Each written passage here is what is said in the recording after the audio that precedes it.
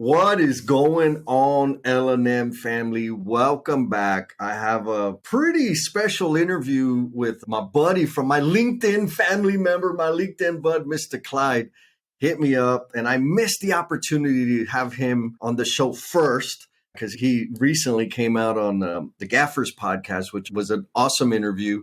And I'm going to get to talk to him. I just want to say, he's a fresh perspective, different generation. And what's exciting for me about having this conversation with Clyde, he's going to change your mind. If you're hating on the younger generations, Clyde will change your mind. He's given me hope and enthusiasm. But before we get into learning more about Clyde, I want to give a shout out to our L&M family member who sent this awesome, or actually it was a post they made on LinkedIn. Christopher White says, I just finished reading Jesse's wonderful book. It's a reflection on our human experience. He reminds us that there are moments in life that at time don't seem to catch our attention, but carry us away in certain directions. Where do you want to go today? Right now is the moment to take that step in that direction. Christopher, thank you, brother. I really appreciate that. It's super, super meaningful. And folks, the book he's talking about is Becoming the Promise You're Intended to Be. You need to check it out. And also, if you're new here, we're going to talk about some tips, the tricks, the real truth around the unconventional path to success. It's not a straight line.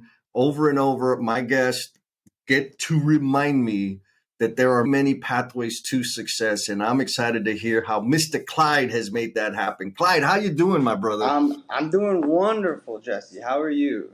Oh, man, I'm living the life. I'm so blessed. I've got nothing but gratitude. If I wanted to complain, I'm sure I got a million things to complain about, but it just ain't worth it. There's always something, but it ain't worth it. You just smile and keep moving. That's it, my man. That's it. And so I'm excited because you've just had a big switch, a big transition. I did. How are things in your world, my man? Amazing. I put myself in a place where I didn't think I would end up, didn't know it existed. It just seems that everything that I've been doing and the effort that I've put in, it's coming through. I'm seeing it now. And it's a huge motivation to be able to sit back and go, I did this. It wasn't luck. It wasn't anything. I did it. 10, 4. All right. So I'm going to dive all up into that. But before, what are the important, juicy things that people need to know about you, Mr. Clyde? About me. Yeah. I'm a family man. I'm a dad. That's my biggest descriptor. Anybody asks me anything, they don't ask me what I do, I'm a dad. Doesn't matter what my work is. It doesn't matter what my life's like. What matters is the family and being a father. Yeah. Everything else will fall into place. Everything will be what it is. But that family is the most important to me. So juicy details, I don't know. All I know is I started from the bottom. Yep. I started dirty. I started messy. I started in the field, boots on the ground, learning. And now look, I'm in a dress shirt. I love it. So 2 things. It's clear that being a father is a really important thing for you. Mm-hmm. And I know because I got to listen to your other interview. Thank you for that. Of course, man. You're welcome. Yeah, you said, dude, it was good stuff. It means a lot. And so weight or the value that you place on being a father, how much of that is tied to the experience and relationship between you and your old man? All of it. Yeah? Why? Well, the way I describe it to people is a lot of people look at role models and that's how I'm going to run my life. I'm going to run my life because this person was an excellent role model and they led me through the thick and the thin, showed me all the shortcuts, showed me life. I didn't have that. I learned what to do by seeing what not to do. And I didn't have the family aspect that I wanted. So I don't know why, but I got that at an early age, that there was a piece missing. And it's hokey, it's corny, but there was many times in school where they asked me, what are you going to do? And I'm like, I just want to be a dad. And a girl dad. I know that's a lot of things. A lot of guys are like, I want this kid to be able to swing a baseball bat just like I did and stuff like that. I'm like, I just want a little girl. Yeah. I just want love, and I want to be able to give it, and I want to be able to be what I didn't have because Sure, I'm here now, and yeah, I've done well for myself, but what could it be? Yeah. What could have been different if I had that? And I'm not letting my family go without that now. 10-4. So for clarity, I think I got from your other story that it's not like your father was absent, but the relationship or maybe his availability is what you're talking about in terms of I didn't have that. Am I off Yeah. base? No, you're not off base. There's the physical availability and then there's the emotional availability. The construction industry's hard. Mm. It's 12-hour days. I used to wake up at 5, 6 in the morning just to see my dad for half an hour while he sat there drinking coffee, watching the news, Right, right. the breakfast news. And that was the time I had. And then he'd come home at night and he's tired. You've been chipping concrete. He's been riding on the side of a building in the sun, baking all day. Yep. So he comes home, he eats dinner, he starts a hockey game, and he falls asleep by the second period. That It was was a family regular life. day. That was regular day. Yeah, yeah. And yeah, so it was the emotional and the physical availability. He wasn't. He was a old school construction. That's what Right. it is. And those old school guys, they don't realize that they're taking it home with them and how that Yep. affects them. And they took this attitude, this not misogyny, but this very alpha male construction old school role. Yep. And they come home and it's the same thing. It's well, I've worked all day. Why am I gonna sit down with my kid? Yeah. I'm tired. Well, your kid wants you, so be there. And that lack of emotional availability really fueled my love and my desire to fill that hole moving forward. It's that circle of trauma, and Yep. it was how do I put an end to it, and how do I stop the recycling of all of the bad habits that has been passed down. So you're breaking the cycle. That's what comes through is the experience that you had with your dad being committed to work and doing his definition of fatherhood was made it clear to you that's not you're going to have a different definition. Yes, Yeah. fatherhood in the construction industry is I work hard, I'm going to come home, and my day is done because Yeah. I've worked hard today. And that's not fair to anybody. So I want to break the cycle. I'm breaking the cycle at home with my family and my wife, but I want to break the cycle in the construction industry. I want to bang some heads together and let them know that there are things more important than your job. Sure. Sure. And so knowing that was a situation with your pops and it was the industry, I'm going to say it wasn't the only contributing factor, but a huge contributing Yeah, factor, the fact that he worked in the construction industry. Why did you pick the construction industry? I didn't. I really didn't. So I went to school for firefighting. Okay. And I thought I was one of those guys where I didn't know what I was going to do. Grade 12 hit, and I'm like, I've been having fun. I'm the social butterfly. What the heck am I going to do? And the danger, all of that firefighting stuff really appealed to me. The life, the salary, the benefits, all of that stuff was like, this is how I'm going to break the cycle. This is how I'm going to move. And then I opened my medical textbook in class with blood and guts and people sticking their legs through Oh, windows. yeah. I went ghost white. I will crawl. I was search and rescue. I'll crawl through whatever fire you want, but don't show me a hangnail. I'll pass out. And I Okay. didn't know that Right. Of because I course. could do it to myself. I've damaged myself many a times. Could look at it and laugh and show people. But as soon as somebody showed me, I was like, this is not, I can't do this. Do I do it and possibly go ghost white and let somebody down or let somebody Right. get injured? Or do I pivot? So I Yeah. pivoted, and a lot of the teachers in the college were firefighters. So they said, "Hey, while you're working this stuff out, get into the construction industry because they like seeing the long work hours, the working out in Yep. the elements, stuff like that." So I spoke to my dad, and I got a job. He was off at the time through an injury, and I got on a swing stage and started up in the company that he was supervising for, and took off. From there. Took Okay. off So I think there's an important lesson there, right? I don't think, I know. for sure. I think about like my path. This was back in the 1900s. So when I graduated high school in 95. Yeah, I And was one. you were one. That is so awesome. That is just so awesome. And everyone around me told me And I thought I wanted to do it, that I needed to be an engineer. I should be an engineer because I was good at Yeah, math, this sort of thing.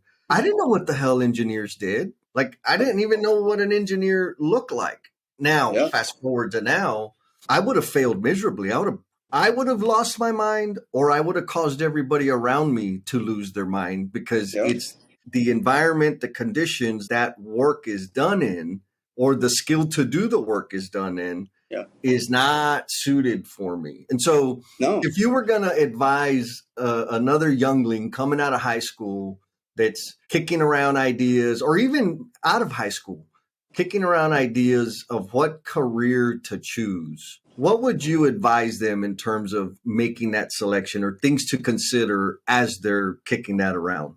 So before that, I would love to jump in on your little story. My father also told me to be an engineer. Ah, okay. He told me to be an engineer because in his line of work, that was the cream of the crop.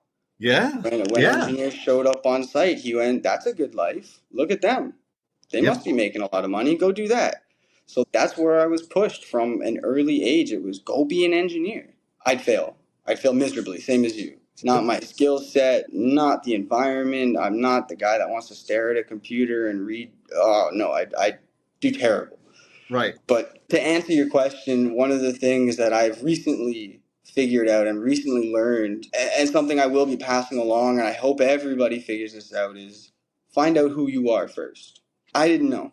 I was a firefighter, but then I wasn't. I was a construction laborer, but then I wasn't. I was a project manager, and then I wasn't.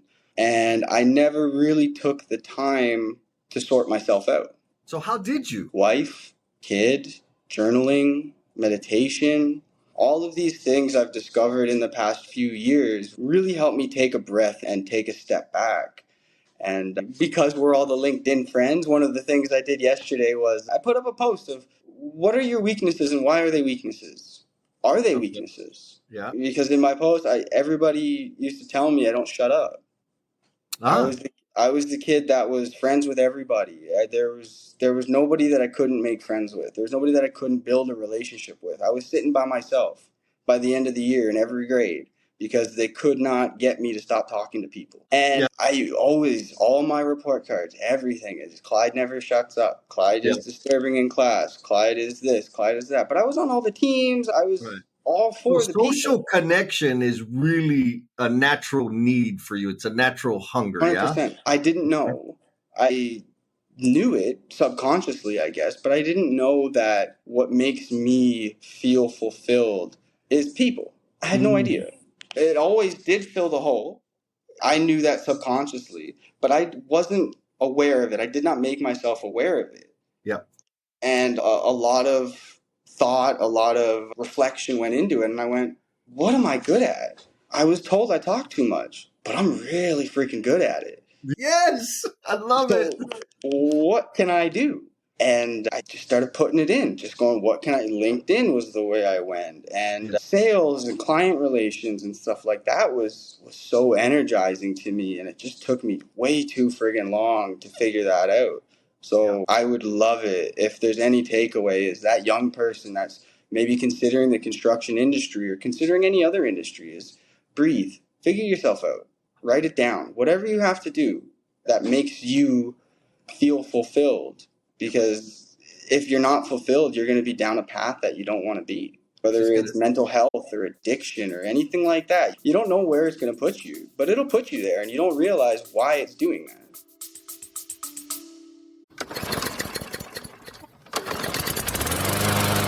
Check it out, hometowners. So Primo, he's a little bit embarrassed about like asking for some backup, some esquina.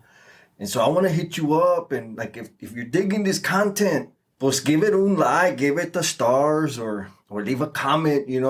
But if you really, really want to see Primo like get all chiflado, like for the reels, hit him up on the socials, Holmes. Like if you give him a comment in the socials and let him know what you thought about the thing, pues he's gonna light up. But only do it if you mean it, because yeah, you already know how Primo is. Se cree mucho el cabrón. So if you could do that, if you could leave a comment or a rating or the stars or whatever, that would be cool, man. Yes, because it is the lack of fulfillment. I mean, For me, I know the lack of fulfillment or chasing fulfillment through substances and other things, like you said, without me figuring out how I best serve, how to Yep. leverage the natural skills and talents I have in service to others. It took me a long time to figure that out, like Yeah. 40 years long time to figure that out. Yeah. And there was a big chunk of that time where I filled that gap with self destructive behaviors. And Yes. so now you probably experienced this. You come out of school, you're going down a path, you said, oh crap, like hangnails, negative, I can't do the fireman thing. The people around you are suggesting that you do a certain thing. Yep. And you come to terms with, no, but I need to do this thing. How did you work through that friction? Because I'm pretty sure that the people, your friends, your family, et cetera, are saying, why are you doing that? That's not, you should do X, Y, Z. And they're not doing it to be ugly, but they're doing it. So it doesn't really matter why. How'd you Yeah. deal with that? That was probably one of the hardest things for me because Yeah. people are my energy, Mm. because it really does affect me how people feel about me and what people think. So when I started getting what are you doing? Where are you going? Why aren't you following through with firefighting? That's the way to go. Without a good career, blah, blah, blah. It affects you. And it makes you feel depressed. It makes you feel like you're not living up to your potential. Even though you don't know what your potential is, people are just telling you what they think is good, and you go, oh, that's my potential. But it's not. You know, Clyde, I heard this. I'm going to make it sound like I'm super smart. I was doing research. And it was really a video on TikTok where I heard them say this. They say, I was like, oh my God, yes, because I've done that. Like I've tortured people unintentionally because I decided that they had greater potential. And so, anyways, the little thought was part of the problem with us is that we see the resources an individual has access to, and we think about how we would leverage them, and we call that seeing their potential. Right. And that's Yeah. like, when I heard that, I'm like, oh, that's why some people, I drive them crazy or run them ragged, is because I'm thinking about what I would do with that bucket of goodness that they have. That's not the same as what they will do. The best way, I mean, this is where I'm at with the whole thing, is it's not necessarily driving them, pushing them to meet their potential. I would do better to help them become more resourceful because they have access to resources. All they need to figure out is how to use them and do what they want with them. What do you think about that? Right. The way I like to think of it is bowling. Bowling's interesting because you'll treat the pins as life goals, right? Okay.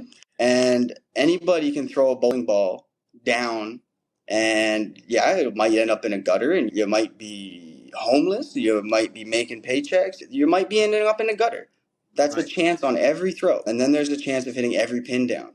So when people talk to me and when I try and support people, I tell people, don't be the bowling ball. You're not the bowling ball. Be those guides on the side that protect people from hitting the gutter. Yes. Yes. That's all you need to be. They will chart their course. They Mm. will know themselves better than anybody. You can talk to them, you can guide them, you can lead them to self-discovery, but at the end of the day, it's self-discovery, and it needs to happen by themselves. Amazing. Be the guide. Be the bumpers. Don't be That's the it. bowling ball. Don't be the bowling. You're not the bowling ball. You're I'm not. guilty of being the bowling ball. Everybody is. Everybody is. It's not like everybody's perfect. I Right, have a right, right. 4-year-old daughter, and there's times where I see her Woof. and I go, I'm going to be the bowling ball here. Yeah, There's times where maybe somebody needs that, right, but you can't make that decision for them. right, right, right. You be the guides, and if they decide, hey, I want you to throw this one, you throw this rock for me, then sure. But Right. it's a path of self-discovery that people need to be led on, guided through, not led. Yes, yes. So at the top of the call, you talked about like you got to where you're at and it wasn't luck. And I know you've just made a career change. Yes. How much luck was involved with that? Some. Yeah. It was timing. I wouldn't say luck. The whole career change happened because of me making myself available. It was people in the industry noticed me through Okay. LinkedIn, through me putting myself out there, through training courses where I would not sit around with my team or not sit around with the other construction guys learning stuff. I walked over to where the trainers were. I walked over to where that table of suits were. And I did what I did best. Talked. I just I love that. I went, screw it. I'm going to talk. I don't know what I'm going to talk about. I don't know these people. I don't know their names, but I'm going to go in and talk, and I'm going to see where it gets me. Yeah. Yeah. And I was doing it for my previous company. I went, look, I want to get into the sales of my previous company and all of that. And I'm a full supporter of whichever company I'm with. So I talked Yeah. and I met people, and then they added me on LinkedIn and blah, blah, blah. And then I got a phone call one day with a job opportunity. Nice. I didn't seek it out. I got a call, and I felt so fulfilled at that moment because I went, I did that. They called me. How good does that feel when somebody calls you and Oh saying, man. we would love it if you applied for this position. We think you have the right stuff. And it Wow. all just started to click. It was so cool. Yeah. So there's some simple but monumental things that you pointed out, right? Eating lunch with different people.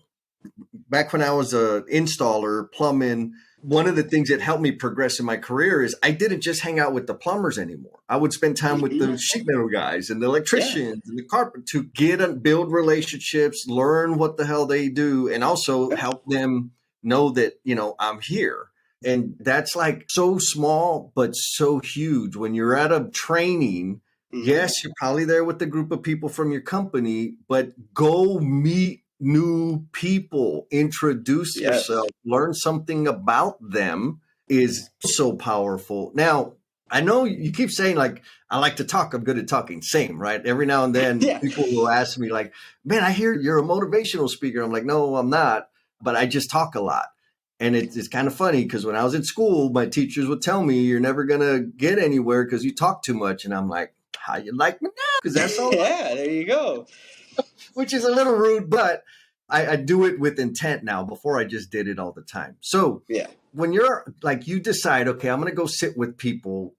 How complex is it? What is your thinking when you're in a new situation, a new environment with new people?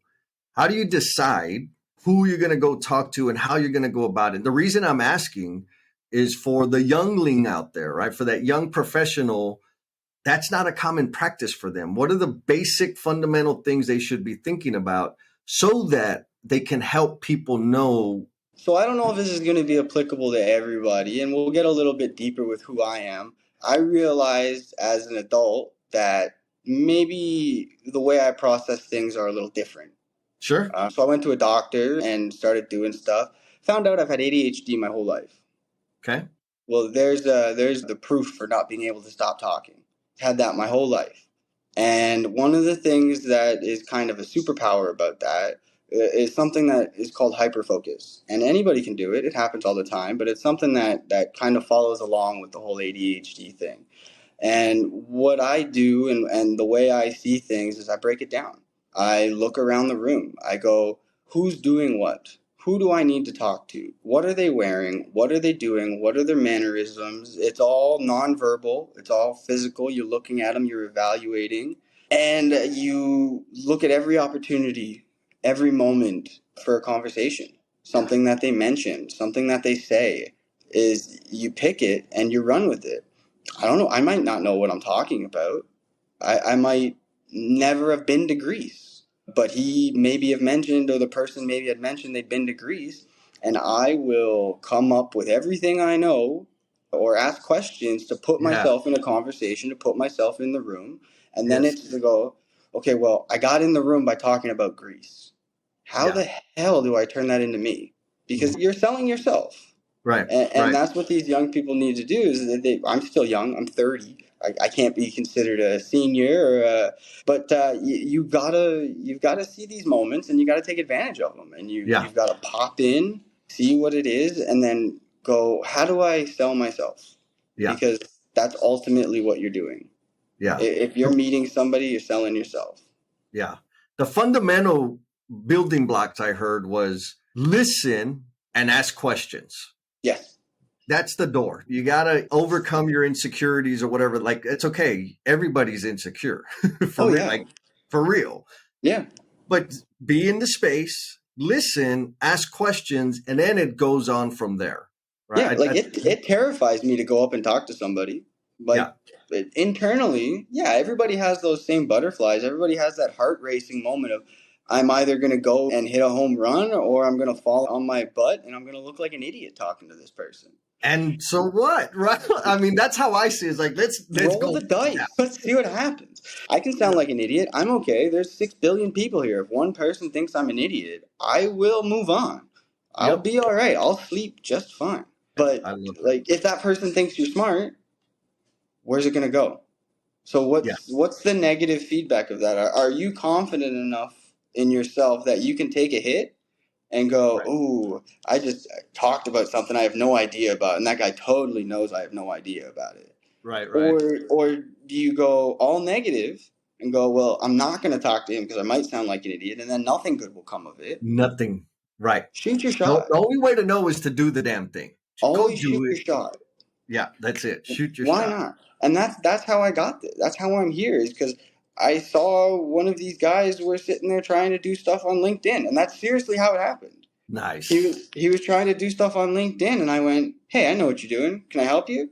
And you just Nice. start talking to him, and then you Yeah. ask him questions, and then you find out he's got kids, and he went here for vacation, and you just roll and you just run with it, Yeah. and you be attentive. It's hard in this generation, especially with the younger kids, with social media and stuff, making that eye contact, looking that person in the eye, squaring your shoulders up, and listening, active listening. All Yeah. of that is difficult. It's a skill, but once you get it, sky's your limit. Yeah. 100%. I agree. 100%. It's the one thing that has helped me in my career or careers, because I've had a few, is the ability to connect with people. But I just want to be extra clear. It's because I spend most of my time listening to them, like listening and understanding what they care about, what they're interested in. And here's the other thing. The more time I spend listening, I get to see like, oh, this person's kind of a jerk. They're kind of selfish, Yeah, self-centered, rude. I'm yeah, just going to mosey on to the next group. Like I don't yeah. need to invest a whole lot if I listen. But if I go in there trying to attract attention and bring everybody to me, I have no basis of understanding for what type of people I got around me. So That's the right. more time I'm listening, the better off I am. And that guy could be a jerk, but Yep. he might be your next step to success. Yep. So being able to actively listen, stand back, and go, "Oh yeah, that guy's kind of a misogynist, or that guy's kind of arrogant, or whatever." You then figure out how to leverage that. You go, "How am I going to talk to this guy where we're going to end up in a good spot and he's going to remember me?" Yeah. You don't stoop down to his level or her level or anything like that, but there's always another way to talk to somebody. Everybody is different. So to talk to everybody the same and to say the same things and the same mannerisms, not going to work. Truth. You got Everybody's to got be a a different chameleon. flavor, baby. And you got to let them know what you are. But that comes from self-confidence. Yeah. I was always told I was a chameleon. They said Clyde the chameleon, because I would go and talk to anybody, and I would go and hang out with the music kids in school, and then I'd go down the hall and hang out with all the math kids, and they'd put me in any class. And what do they like? Who are they? And how can I be who I am while still addressing that person's needs and that person's wants and desires and all the things that they consider successful communication. You Yeah. can't be the same person to everybody, but you can be the same person down here. Be you. But at the same time, you got to talk to people differently. Everybody's Yes. different. Yes. Everybody has different motivators, different desires, different wants, and Yeah, figuring that out. That's the magic. And so that's the magic. you talked about helping this guy on LinkedIn, and I want to make sure that like we hammer on this point because I know you're not on LinkedIn passively.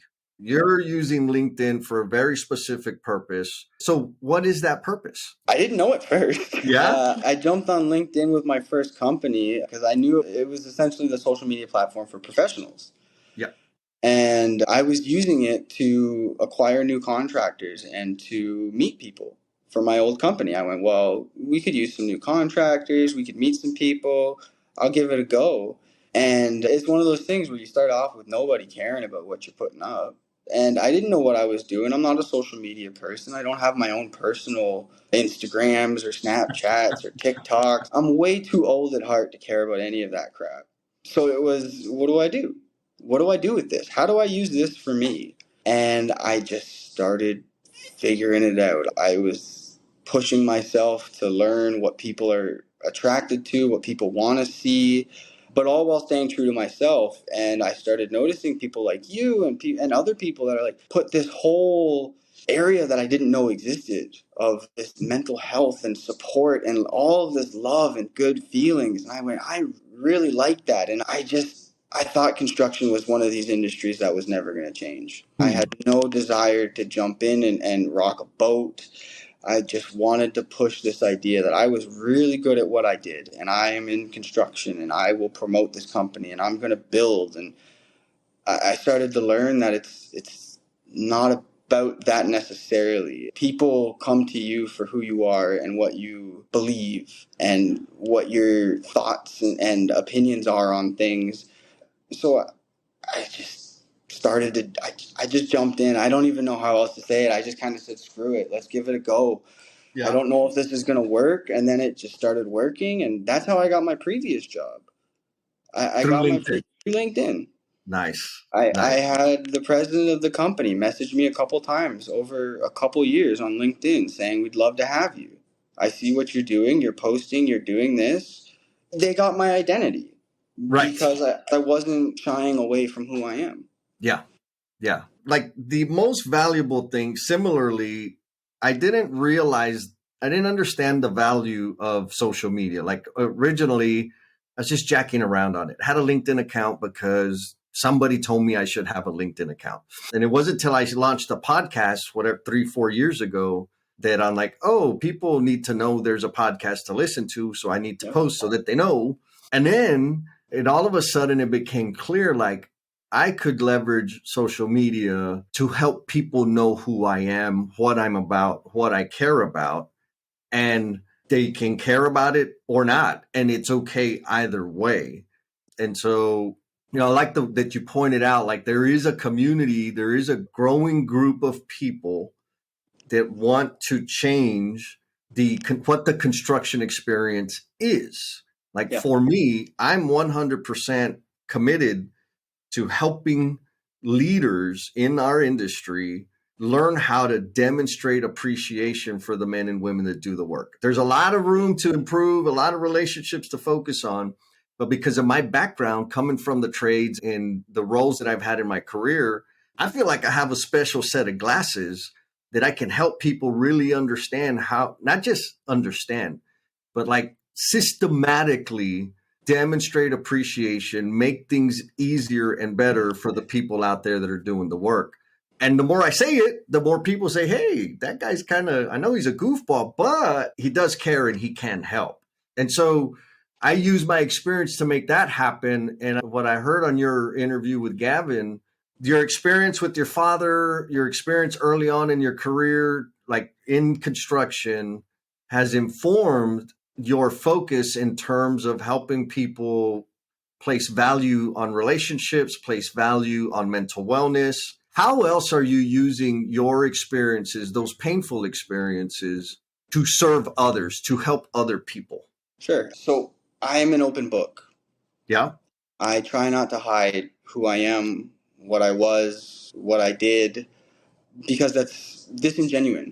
People Yep. don't know who you are, know what you've been through unless you help them understand. So I've been in a couple of groups where I've stood up and I said, hey, there's a bunch of 50-year-old men here that are the owners of companies.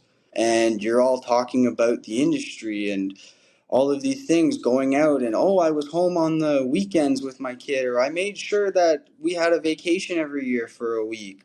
And I stood up and I go, hey, coming from the third generation of construction, coming from having a father that's been in it for 25, 30 years, I can tell you that's not enough. Woo. I'll tell you Yeah. right now, it's not enough. I've gone around the room and I said, how old are your kids? And they're my age. I said, Yeah. so listen up. It's not enough. But once a year vacation is not enough for your child to feel like they have a father or a mother. You can be a placeholder, but you're not fulfilling your role. Yeah. I'm And sorry, it's harsh. I don't think it's harsh. I think it stings. So a little Let it sting. context. I remember me coming up, same, very similar, right? My dad worked, he traveled for work. In his mind, here's the, from my perspective, he was doing the best he could with what he knew. A. Yep. B, his definition, and I think this is critical, his definition of being a father meant providing. Yes. And the reason I can identify with that is because there was a period of time with one of my wives, ex-wives, not multi. I had only had them one at a time. I didn't break Quick any laws. correction. Quick correction. Good. I believed I decided that my job as a husband was to provide. And that was Yep. it. Like now I think differently, but that was my definition. And so when she said, "Hey, I want a divorce," I was like, "What the hell are you talking about? This is amazing. Like we have the cars and the truck and the house and the Yeah. vacations." And but I was not emotionally available, period. And like I don't want to sugarcoat it too much. I was drinking my ass off. I was partying, I was deep sea fishing, I was playing soft. Like it was amazing for me. But the fundamental problem that she and I had was my lack of emotional availability. And so Yep. back to why I say, like, it's not harsh, it just stings. Like I can be walking in success by meeting my own definition and failing the people I care about or the people closest to me. And I think it's that Yes. realization that your comment has on people, which they probably got pissed and defensive. Some of them did. I'm not getting the impression that you said it disrespectfully or in a No. judgmental fashion. You said it in a factual It perspective, was like, bro, this fact. ain't enough. And Yeah. so it's that kind of messaging and courage that we need more of. And so when you did that the first time, did you just say, like, I need to keep doing this? Yeah. I like every teacher has told me, I don't shut up. And I went, this is how I feel.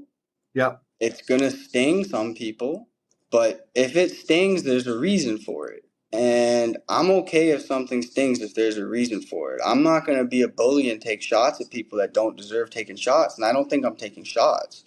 I'm outlining my path, what I saw, what I witnessed in the construction industry, and I even went through it. You were talking about emotional availability and your ex-wife. Now I've got my fingers crossed. I've still got the one I have, Yeah. but when I'm still in the construction industry, but when I was working 50, 60 hours a week, I wasn't emotionally available.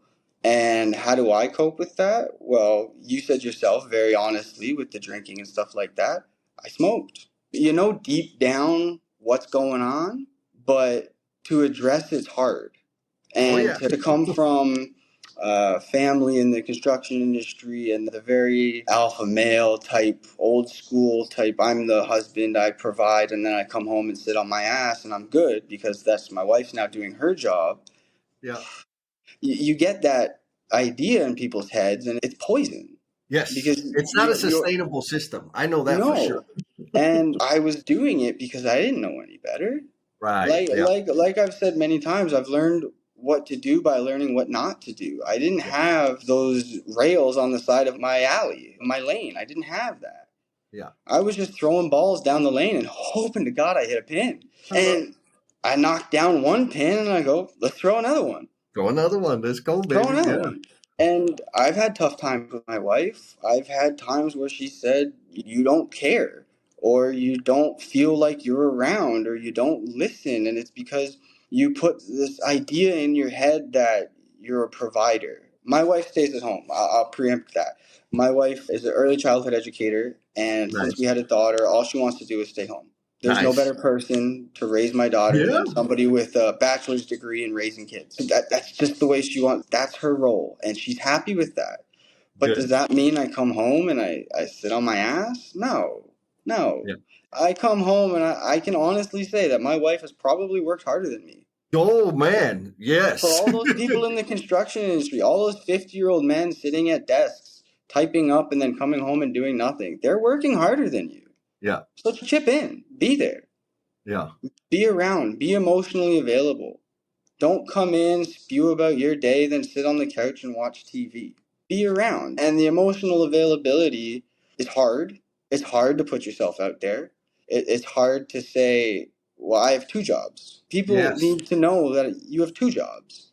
Whether Yes. it's a husband and your job, whether it's a wife and your job, you have two jobs. I love And that framing, Clyde, because I have an issue with the idea of work-life balance. I think of it in terms of intensity, because I know that if I would when I decided to start treating all of my commitments and responsibilities with the same intensity, people were happier. Like I was a better brother, a better son, a better all of the above.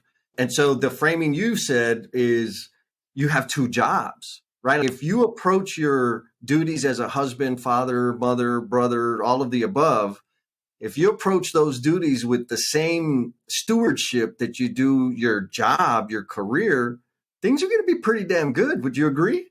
100%. 100%. My wife this week has looked at, it's my first week. My wife has looked at me and went, you look different. And I go, what do you mean? She's like, it's not just the dress shirt and the nice shoes now. She's like, you look peaceful. Ooh, nice. You Yeah. look like you are where you wanted to be. Yeah. And there's the stress and that gorilla or whatever you want to call it on your back. It's gone. Yeah. And by doing that, it allows you to be more. Yes. So like you were talking about like intensity and stuff like that. If I take the same drive and passion I have to provide for my family, because that's ultimately all I want to do. Yep. All I want to do is provide a better life for my family than I had. And that should be everybody's goal in life. If it's Yep. not, reevaluate and write things down and figure out why it's not. And I took it from there and I went, well, where is that going to take me? What does that look like? And I got the job and something settled in and I went, oh, I get to talk to people for a living and I get to use all the skill sets that I knew I had. Right. But like I said earlier, I thought it was a weakness. Sure. I never thought that somebody would say, hey, I want you to go shake hands and make friends for a living. And I was like, holy crap, I didn't know I could do that.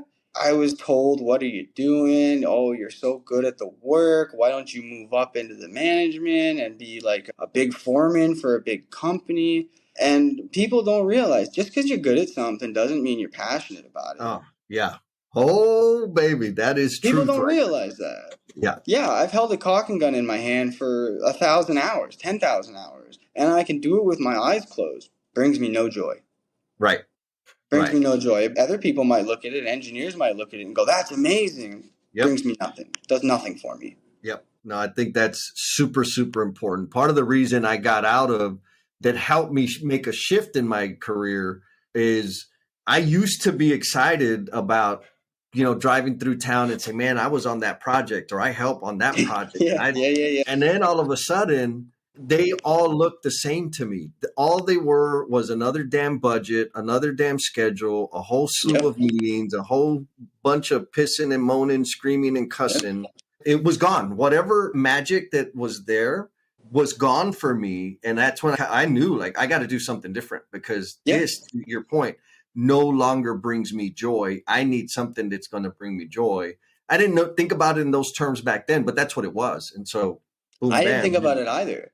And the hardest points in my life were days that I thought I was successful. I thought I was killing it.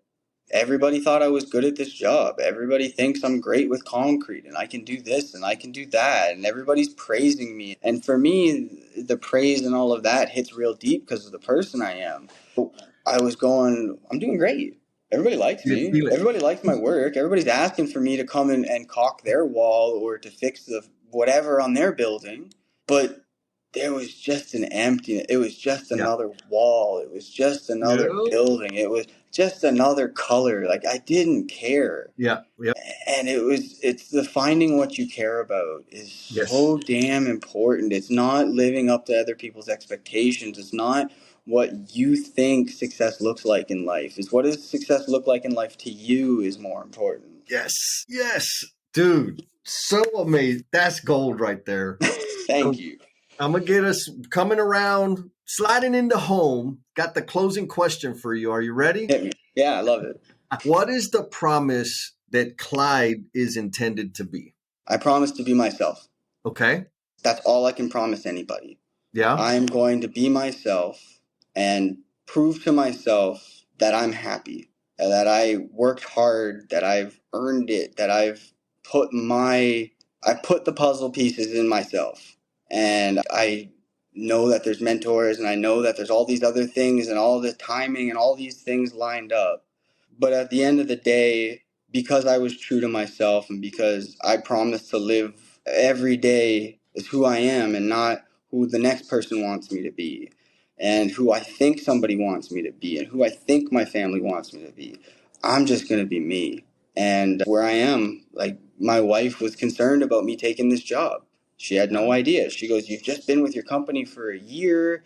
I hadn't even been with them for a year, and I love those guys, and they were great to me, and I had no desire to leave. But because I was true to myself and because I know who I am, when the opportunity came knocking, all of those puzzle pieces fit together, and I go, oh, I didn't know what the final picture of the puzzle looked like. It's building a puzzle with not knowing what it looks like. Nobody Yeah. gave me the box.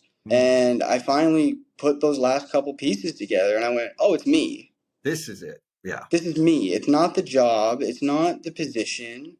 It's not the money. I don't care about making $1 million. I don't care about making $500,000. I came from lower class. I watched so many things, money issues and things like that. I grew up getting things taken away from me because my sister needed it and stuff like that. Like, it's not anything about that. I was true to myself, and regardless of where it takes me with money or taking care of my family, it was something clicked. Those last couple puzzle pieces went together, and I took a step back and I found out the puzzle was actually just a picture of me. Bam. Ooh, that was good. Did you have How's a good that? time, man? I always have a good time talking to you, man. Always. Dang, you stuck around all the way to the end. And I hope the reason you stuck it like all the way through was because you were getting a lot of value out of the conversation. I always get at least one, most of the time, a handful of good nuggets, good ideas, good perspectives that I can take and apply into my life going forward. That's the whole point. I want to share that with you guys and also highlight the amazing people that they are. And I want to end this by saying, if you feel like you've been living out a script that was written for somebody else, and you feel like you're in the wrong skin, I know that life. And all I did was numb myself to make it through to another day, which if you're there, you know how hopeless that feels. I want to recommend that you check out Becoming the Promise You Are Intended to Be. The stories in this book will help you know that you're not alone. They're my personal stories, like the real stuff that I went through, and I'm sharing them because it helps keep me sober. It helps me contribute my gifts and my talents in service to others. It helps me turn my failures, my shame, my embarrassment into something useful and positive. So check it out. Be kind to yourself, be cool, and we'll talk at you next time. Peace.